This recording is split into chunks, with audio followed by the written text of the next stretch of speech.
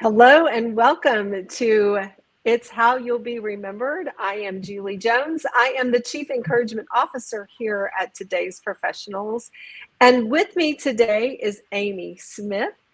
Amy and I met networking. What a surprise. Right. Amy, welcome to It's How You'll Be Remembered. We are so glad that you were here. Thank you, Julie. I'm so glad and honored to be here. And I'm so glad you and I met networking. Right? Yep. So what's interesting is we're talking today about how to network virtually on social media platforms. And that's exactly what we did is we met that way. And I think it's really important for us to talk about networking virtually because I talk a lot here on the show about networking in person, going to different events, finding the right groups and things like that. But when you network online, it is so important to keep the same principles in place that you would networking virtually. And so what I loved about us and how we met is you sent me a message on LinkedIn. And so I would love for you to tell everyone who's joining us. And by the way, we are live on LinkedIn. We are live on Today's Professionals Facebook page as well as YouTube. So if you're here and you're catching this live, be sure and say hello and let us know that you're here. But Amy, would you share the story about how you saw me? Because this is really important about networking, and we'll tie it together in a minute, and decided to send me a message.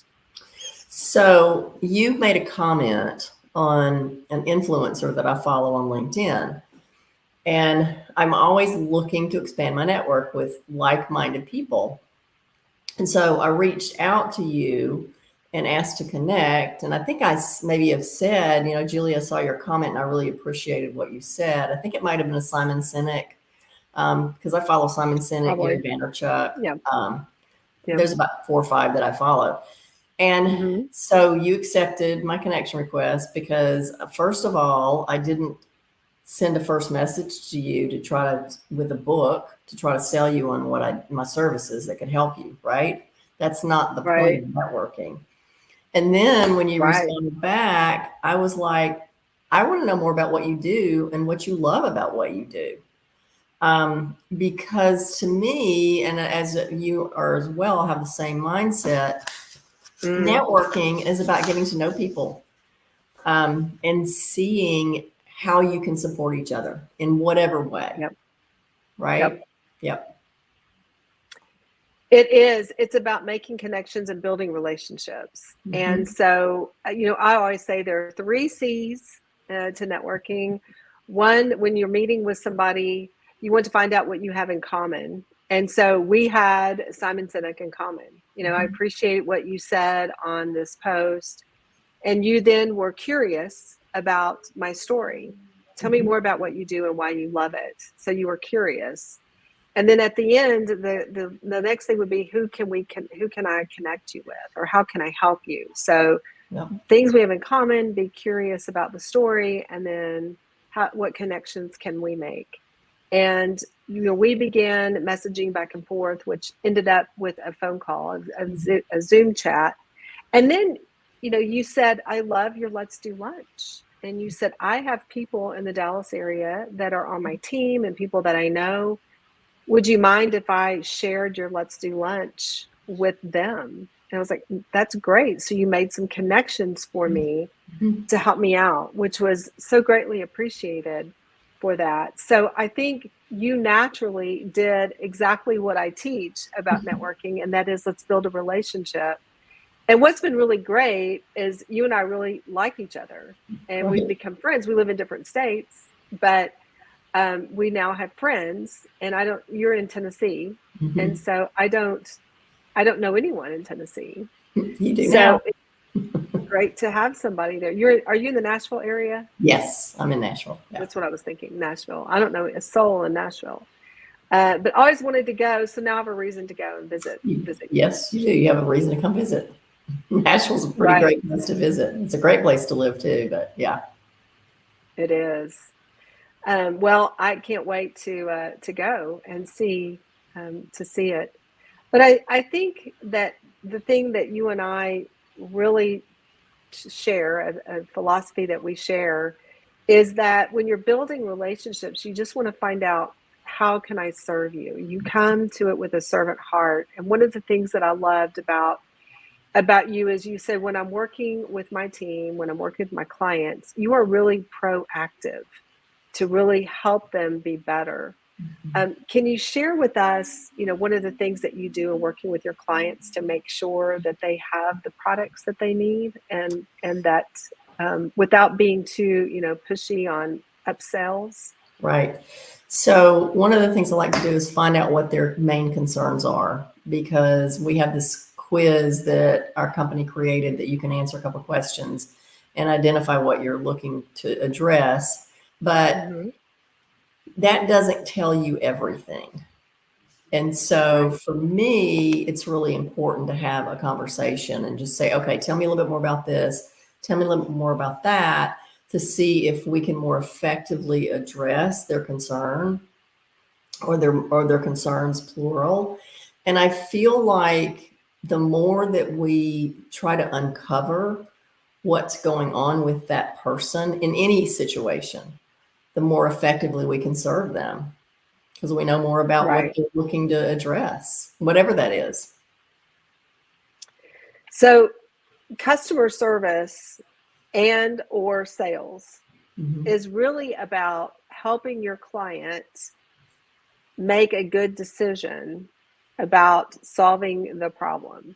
And Correct. sometimes that decision may or may not be something that you can do for them, Totally. but really getting to the heart of the problem. So you have your questionnaire, and then when you meet with them, what are some things that you do with your clients to really get to the heart of it? Because I find, and I guess we all do, that really the first thing that they say is not really the heart of the problem. It could be a symptom of the problem. Right. So what do you do then in your conversation to help people get to the heart So more of the heart. of what they need? Mhm. So I will ask them, can you tell me a little bit more about that? Can you tell me a little bit more about, how long you've been dealing with this, or what you've tried what you've tried in the past to address? What results did you see that you liked? What results did you see that you weren't happy with? And I Mhm. think that it's kind of like unpeeling the layers of the onion. The more we seek to understand what's going on with that person, I think the more effective we can be in helping them and serving them, if we can. And yes, you're right. Not Mhm. always do I have a solution for what the person is looking to solve. But I won't know that if Right. I don't ask enough questions, right? Right, Yeah. right. Because to you, it's not about the sale, but it's Mhm. about truly serving that client. Yep. Um, yeah. So do you get most of your new clients online A large or percentage networking? of them. Yeah, a large percentage of them. And then a lot of them are referrals. Yes, because you do a lot of networking. I do. I love it. Yes. So do you network there in Nashville with Yeah. groups? Yep. And I helped start a networking group probably a little over 7 years ago. And it's a little different than a lot of other more formalized networking groups. It's a formal networking group, but the focus is relationships. The focus is not tracking referrals. Because I mean, Julie, I got to know more about Let's Do Lunch, and then got me starting to think about who I knew that I could connect to you to help grow that networking group. And it wasn't about me giving you a referral. It was about me understanding how somebody in my network could actually help grow that group for you. Mhm. And this is my only formal networking group that I go to in person, but it Mhm. is truly about building relationships. Yeah. Yeah. Building relationships and making connections. Hmm. But I will say, and Let's Do Lunch, we do have referrals. I mean, we have had people say, Hmm. hey, I want to connect you with this person, or We've had people come in that really just want to see what we're all about and just say, I need somebody, I need help with. Yeah. I've got a strategic issue. I'm at a point in my business that I just thought maybe I need some advice from some professional women. We've had that, and we were able to share some ideas. So it's not just about the sales, although there are sales. It's really about how can we support you. Yep. And that's a big key to our networking group here as well. I've probably gotten more referrals for personal things that I needed help with there. And I've gotten referrals too for my business, but it's been a large part of, and to me, that's a big part of the ROI for your time and your money that you invest. Right. It's not just about the sales, but it's about what connections are you making. Yeah. But at the end of the day, there has to be some sales at some point. How do you know when it's time to connect into something that is sales or to ask for a referral? How do you go about doing that? I think a lot of it is that I just listen to the person and, where they're coming from, what they're sharing. And again, I'm asking enough questions, whether it's, LinkedIn messaging, whether it's other social media, to see if there is a reason for us to connect offline and learn how we can help and support each other. And it's oftentimes I will realize that person is not a good fit for my business and what I do, but they're in a group of people that I know I can help. And then I'll be very specific with them. I'll say, listen, I know what I do is not a good fit for you. It's not what you're looking for right now. Let me tell you a little bit more about the kind of people that I can help support. And I'm very specific. Very good. I think you detach emotionally from just that sale overall. You just are like, you focus on the person and not the sale itself. Yeah. So you are in network marketing, which is, a great way. It's a great career to have, but there would have been some challenges that you've come across in network marketing that you thought, oh, you know what, I can do it differently this way. Right. You want me to tell you about some of those challenges? Yeah, pick one. Okay. That you've thought about, a challenge that you thought, I'm going to do this differently. I'm going to do it in a different way.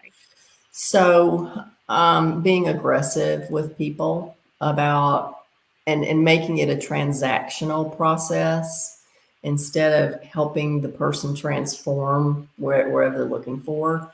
Because in this profession, and I do call it a profession because it is, I've never done anything like this before until I joined this company that I'm with today, which I started about 15 years ago. People look at people as a number, and they don't say, how can I help this person? Is there anything that they need help with? They literally say, how can this person help me achieve my goal? It's the wrong way to do it. Right. Yeah. Yes. So Ron Kearns is here. Hello, Ron. I'm so glad that you joined us. He says no different, perhaps for most people. So Ron, tell me what you mean about no different. Tell me what you're asking about there, perhaps for most people. So Ron and I met networking years ago. He came to a class that I had for business etiquette to young professionals. And so he and I have been connected for a very long time. He used to live in Dallas. He's since moved to Arkansas. But when he comes in town, he always reaches out, and we got to have dinner. Or I guess we went to lunch, not dinner. So I'm trying to see, okay, what is it? Oh, here he goes. It says, for those like me, it's immensely difficult and challenging. So he is autistic. So when he has to really get the courage up to go up and talk to people, but he does it very well. So he says, you said networking on social media is no different networking is no different than in person. And he says, oh, he thinks it's much more difficult than in person. So for him, it's easier for him to network online because he's not standing there in front of somebody. So for someone who is shy or introverted, I think what he finds is there's a comfort in networking online. And you're right. That part is easier. But what I meant was when I said it's no different, it meant that there are some rules here. Right. That we still want to do and play, and that is don't be sell. You know, we don't always want to go in and sell. Like Amy saw me participating in a conversation with Simon Sinek, and so she reached out for a question about what I said and told me she appreciated it. From there, we started talking. So we started messaging back and forth. So what that looked like if we were in person, we would have been in a conversation together in person. And I would have said something that she would have said, you know, she would have elaborated on, and we may have stepped out of that big conversation then to have a more private conversation and to set the one-to-one rule. That's what I meant, Ron, when I said that it's no different, because I think that participating, commenting on other people's posts, resharing or reposting posts is part of that working the room that I teach. When you work the room, you enter and exit conversations. But I do believe that when you do it online, it is easier than it is to walk up into a group of people and say, may I join you in this conversation? Right. Because when you're commenting online, it's just not as intimidating as it is online. So Ron, thank you for that. Thanks for that conversation. That does kind of clarify it, because there are a lot of people that are introverted and they have to network for their business, whatever it is. And, you know, introverted people can make really great salespeople because they're not aggressive. They're literally on a fact-finding mission. That's right. See if what they have to offer is a good fit for what that individual, that company, whatever is looking to address. Yeah. Right.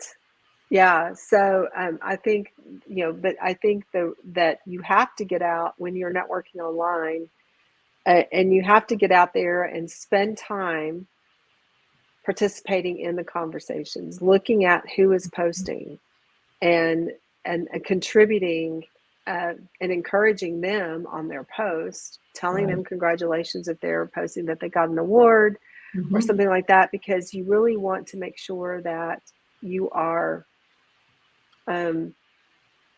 working the room, you know. And so when you participate in those conversations, it is entering and exiting conversations. And like you said earlier, you're supposed to post a lot, but sometimes you don't have time to post. So if you go in and reshare a post or add to somebody else's comments, you're still out networking. You're still participating, even though they're not your post. You are validating and helping somebody else. Right. And the posts that I reshare are the ones that resonate with me, mostly from a business standpoint. And then I think it's going to resonate with the people that are in my network on LinkedIn, and then in their network on LinkedIn. Because when somebody reshares a post that I've reshared, it then goes to their network as well. And so it's kind of like little spider arm, you know, it's just, it can just keep going. And my whole point of commenting on about the post that, like, let's say Simon Sinek shared, my whole point of commenting on what resonated with me of what he, you know, his video or whatever it was, is because I think that it can resonate with the people in my network. That's the whole reason. Yes. So what he posted provided value to your community. And so you wanted to share that with your community. And I think that is great, because what you're doing then is you're staying authentic.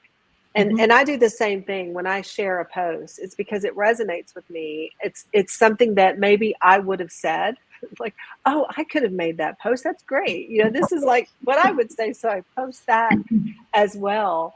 And when you do that, then people from their community will then get to know you. And so it puts it puts you out there. Well, and I think it also shares with people kind of what your values are and what, what's important to you and what resonates with you, that you want to then share right with the people in your, that you're connected to on LinkedIn. Yeah. So Ron came back and he said, let me put this up.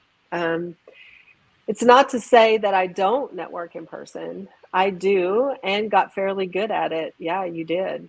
It just hasn't been as effective for him, and that's not how I get my business. So, and I agree. You have to find what works for you. And I know a lot of people who just network online. They just network on LinkedIn. That's their platform. That's what they do.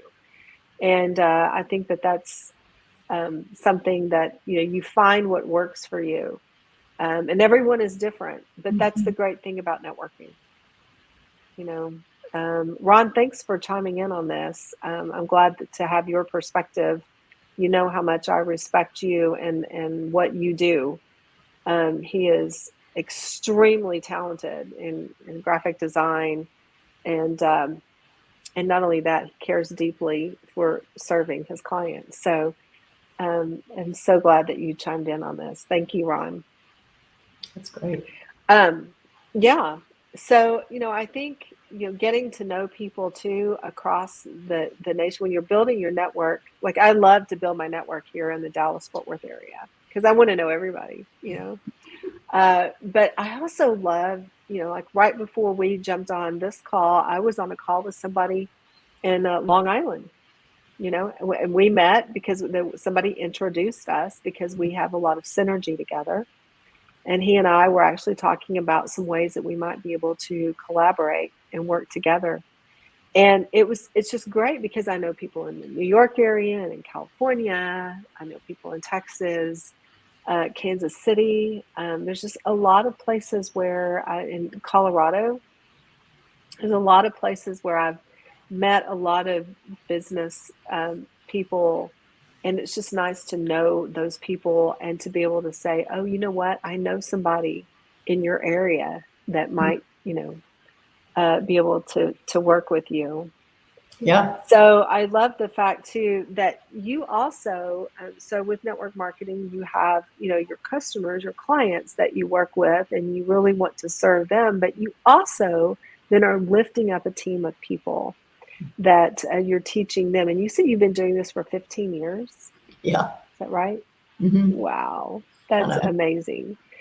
So what are some strategies, real quick, because I know we're coming to an end. Gosh, it goes by so fast. But what are some strategies that you do to help other people become entrepreneurs? How do you pour into your people? So one of the things that I have found is a lot of women especially don't think they're worthy. They don't think they're worthy of success. They don't believe in themselves. And so probably my biggest battle with people on my team is them not believing in themselves. But I believe in them because I see the abilities that they have, and I see things in them that they don't see in themselves. From whatever, like growing up or a teacher or somebody in their background, and they let that stop them. And they have these things, they have things going on in their head, like, I'm not good enough. I can't do that. I've never built a business before.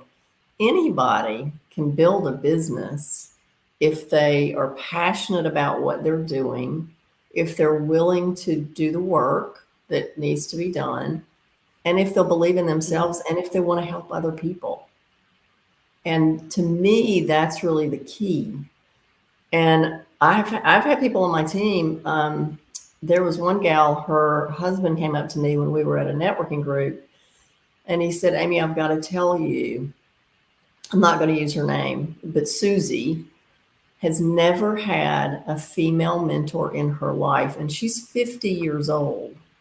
And he said, I can see the biggest change in her self-confidence since she's been working with you. And Wow. unsolicited, and I had no idea the impact I was making. That's amazing. I know. Wow. I love that, Amy. I think at the end of the day, we talk a lot about, the name of the show is It's How You'll Be Remembered. Because I used to say when I had just an etiquette business, it's not just etiquette, it's how you'll be remembered. Because I believe that how you show up and the first impressions that you make on people is really how they think about you.